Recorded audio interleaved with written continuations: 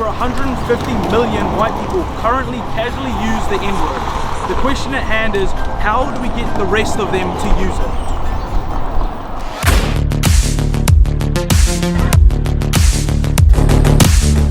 Alright, before you persecute me for the tasteless intro, I got the idea from a movie, so I had to put it in there. I have to show that I'm making some sort of personal progression too. Intro aside, you may be thinking, why is this white boy gonna talk to me about something that he has no ground to talk to me about? The N-word. Well, I have a little bit of African in me. In all honesty, this was a topic I've wanted to discuss for a very long time, and one that led me very deep into American history and understanding American history, and that's exactly where, if we want to tackle this topic, we need to start.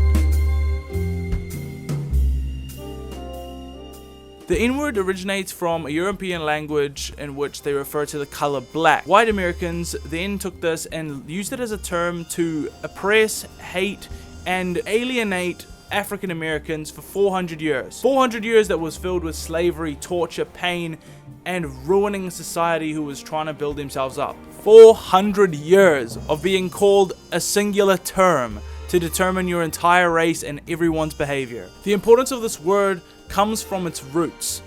I love you, to many of us, means something symbolic, and even though it's just a set of words, it still means a lot to us, to the point where for many of us guys, we don't want to tell our girlfriends I love you first because it'll come across like we're too attached.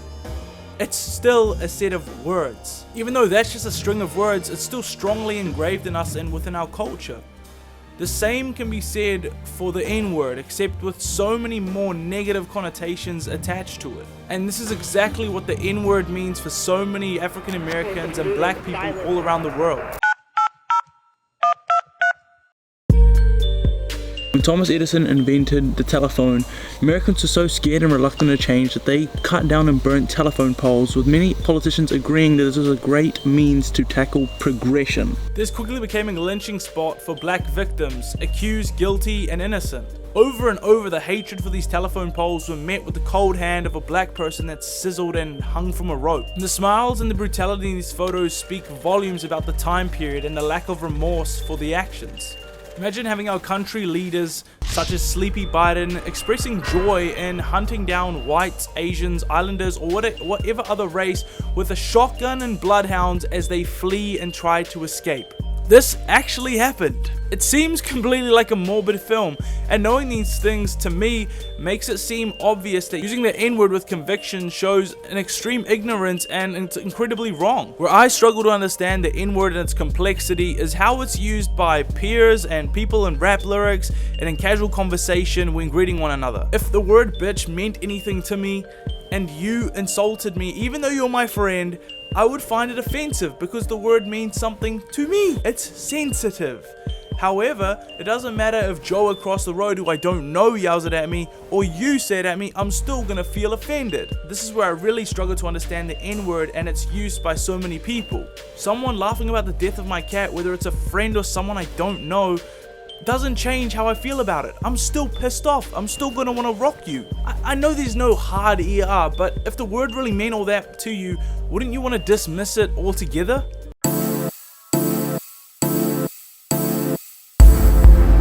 It's not that I believe a white person should or shouldn't say the N-word, it's more I believe that the context is what we should be having the discussion of. I know for me the word cracker, although it doesn't carry the same history, if a friend called me that in a joking manner, I wouldn't care. I understand they're joking, and therefore it's dismissible. I'd like to think that for many of my black friends it's the same. However, I'm also completely aware that I've never been through the struggles, the hatred, and I can never fully empathize or understand their situation. Plus, I don't gain anything from using the N-word. And I'm not at any moment suggesting that we run willy-nilly with our friends, insulting and calling one another whatever we want because we're joking, but what I am suggesting is that the discussion exists. Cancelling anything without a discussion is just silencing something without reason. It's absurd. It's like when your parents tell you as a kid, oh, you can't do this, and you ask why, and they just proceed to tell you, because I said so.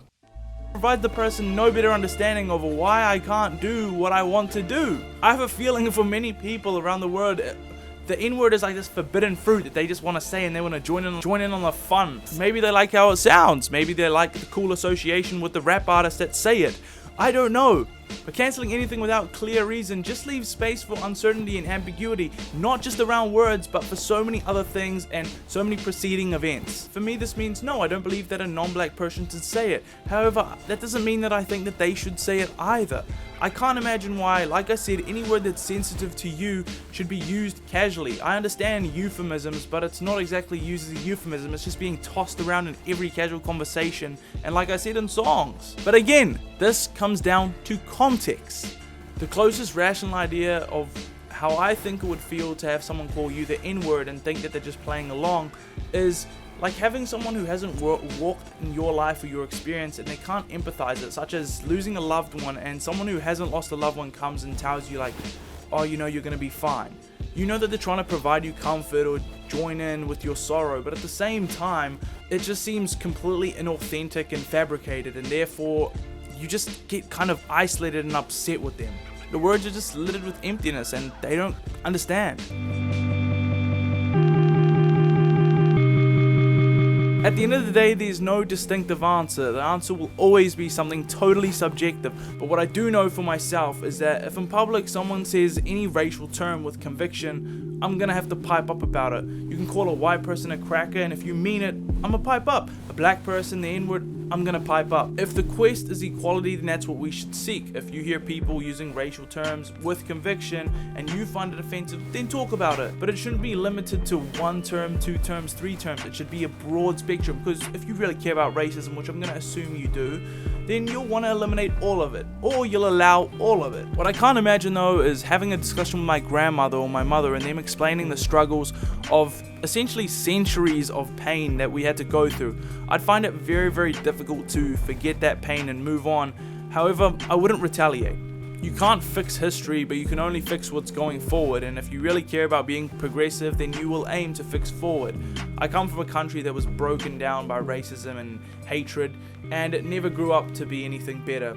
And I would personally not want that in my life or in anyone else's life ever again. Let me know what you guys think. Should white people or any person that's not black be able to say the N-word? If you enjoyed this, please remember to leave a like, thumbs up and subscribe.